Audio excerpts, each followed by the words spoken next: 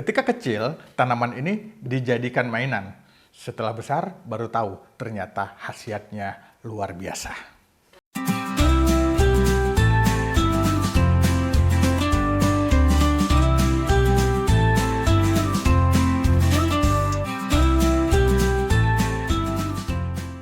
Tanaman obat herbal Indonesia.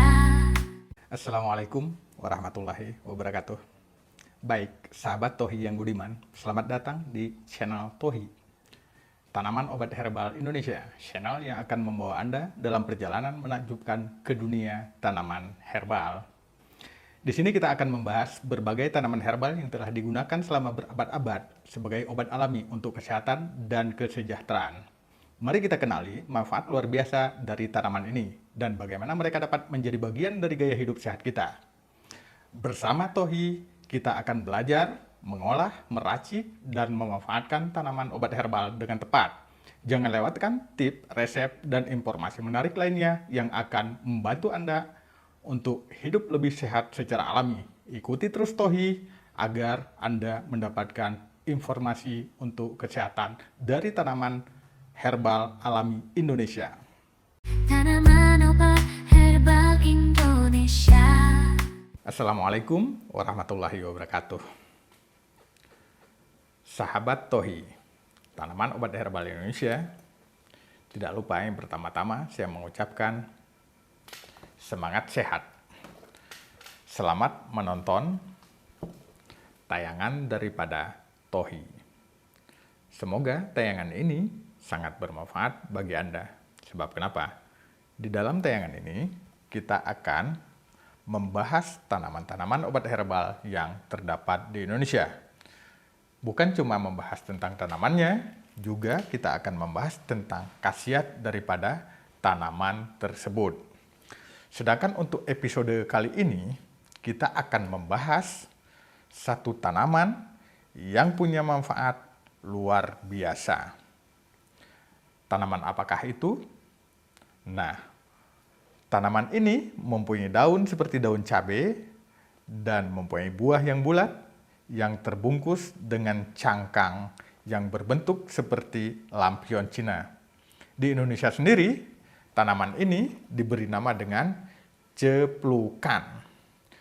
Sekali lagi, tanaman ini diberi nama ceplukan. Sedangkan dalam bahasa Latinnya disebut dengan Physalis peruviana. Bahasa Latinnya itu adalah Physalis peruviana. Sedangkan untuk dalam bahasa Mandarin, mereka dipanggil Deng Long Chao. Orang Cina memanggil tanaman ini dengan istilah Deng Long Chao. Sedangkan untuk di daerah sendiri, pohon ceplukan ini mempunyai nama yang cukup bervariasi. Ada ciplukan, ada ceplokan. Untuk di daerah Jawa Tengah dan Jawa Timur itu namanya ceplokan.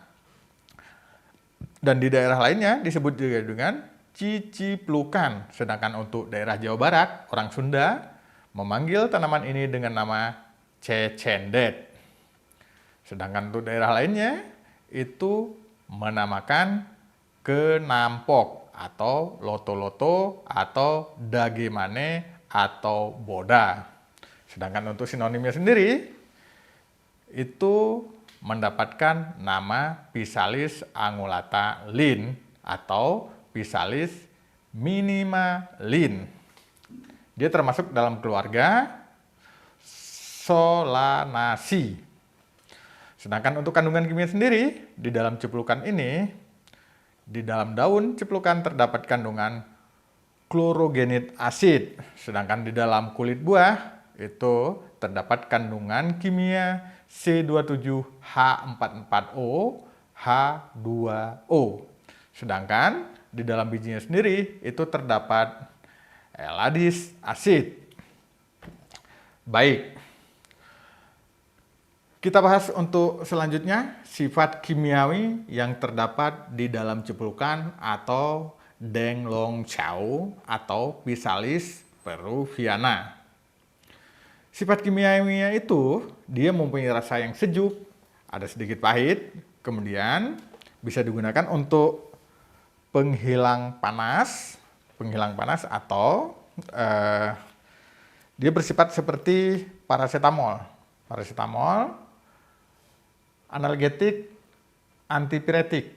Selain daripada untuk menghilangkan rasa nyeri, dia juga untuk bisa menghilangkan rasa panas atau menurunkan demam. Efek yang berikutnya, sifat kimiawinya itu, dia juga bisa untuk menetralkan racun-racun ringan dan bisa meredakan untuk batuk kering. Dia itu tumbuh liar di tanah kosong, di halaman dan tempat-tempat lain yang tanahnya tidak becek, sampai setinggi lebih kurang 1.800 meter dari permukaan laut, termasuk tanaman perdu tahunan dari suku terung-terungan ini tingginya sekitar 30 sampai dengan 90 cm. Tumbuh tegak bercabang, berambut pendek, daun berseling, tepi bertekuk atau beringgit, bertangkai 7 sampai dengan 25 mm, bentuk bulat telur, panjang 3,5 sampai dengan 10 cm, lebar 2,5 cm, ujung lancip, permukaan daun berwarna hijau, bagian bawah daun muda, dan berambut halus. Bunga keluar dari ketiak daun berwarna putih kekuning-kuningan, buah berbentuk lentera, bila sudah masak berwarna kuning, rasanya manis, agak keasam-asaman. Bahkan beberapa mal di Indonesia kini sudah menyediakan buah ciplukan ini untuk dikonsumsi. Tanaman obat herbal Indonesia. Bagian daripada tanaman ini yang digunakan itu adalah akar, daun, dan buah. Untuk kegunaannya sendiri, yang pertama adalah untuk influenza atau sakit tenggorok atau batuk rejan yang biasa juga dikenal dengan istilah medis pertusitis dan bronkitis. Bronkitis itu adalah radang pada saluran pernapasan bagian dalam. Kemudian untuk gondongan, gondongan itu adalah parotitis atau pembengkakan buah peler atau orsitis. Untuk jumlah pemakaiannya sendiri, digunakan 9 sampai dengan 15 gram direbus kemudian diminum. Ini untuk penggunaan untuk influenza, gondongan, batuk rejan, serta pembengkakan buah pelir atau disebut dengan orsitis. Sedangkan untuk pemakaian luar sendiri, dia juga bisa digunakan untuk bisul.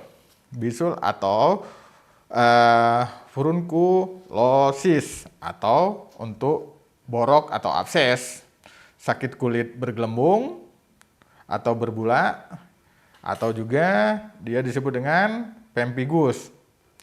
Herbal ini yang masih segar kemudian dilumatkan. Setelah dilumatkan, digunakan sebagai kompres, ditempelkan pada tempat kelainan. Air rebusan daripada bunga ceplukan ini atau Specialis perifunia itu bisa digunakan untuk mencuci kelainan pada kulit. Kemudian untuk cara pemakaian, untuk bisul gunakan daun ceplukan setengah genggam. Setengah genggam daun ceplukan kemudian dicuci bersih dan digiling halus. Boleh menggunakan halu, boleh menggunakan blender ataupun ulekan, yang penting tidak pedas, tidak ada bekas cabai atau bekas apapun. Kemudian diturapkan pada bisul dan sekelilingnya, lalu dibalut. Dan dia ini harus diganti 2 kali sehari agar zat yang terkandung di dalam tanaman tersebut bisa meresap dengan baik. Sedangkan untuk borok sendiri, daun ceplukan setengah genggam dicuci lalu digiling halus. Ditambahkan air kapur sirih secukupnya untuk menutup borok. Dia juga diganti sehari 2 kali.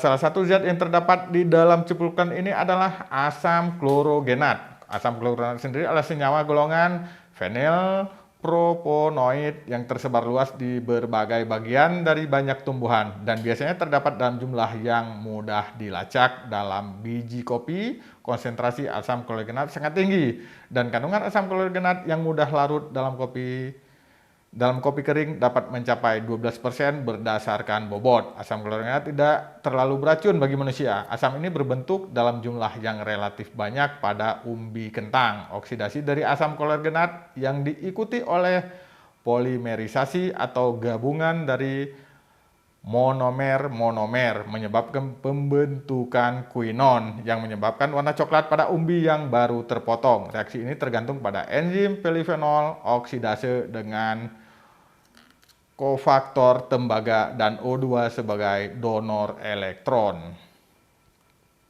Jadi itulah manfaat daripada ceplukan. Jika Anda menemukan tanaman ini di pekarangan rumah Anda atau di sekitaran rumah Anda, diusahakan supaya dirawat dan jangan dibuang, karena tanaman ini juga bermanfaat untuk obat-obatan yang seperti telah kita uraikan tadi. Baik, untuk ceplukan mungkin tidak banyak yang kita bahas, cukup itu saja. Mudah-mudahan sangat bermanfaat bagi saudara pemirsa, karena yang mana kita tahu kandungan di dalam ceplukan ini luar biasa sekali. Kandungan senyawa pada daun, akar, dan batang meliputi saponin, flavonoid, polifenol, dan visalin. Kandungan pada buah berupa vitamin C, asam sitrat, visalin, gula, serat, air, zat besi, fosfor, dan beberapa mineral lainnya yang sangat bermanfaat bagi kesehatan Anda.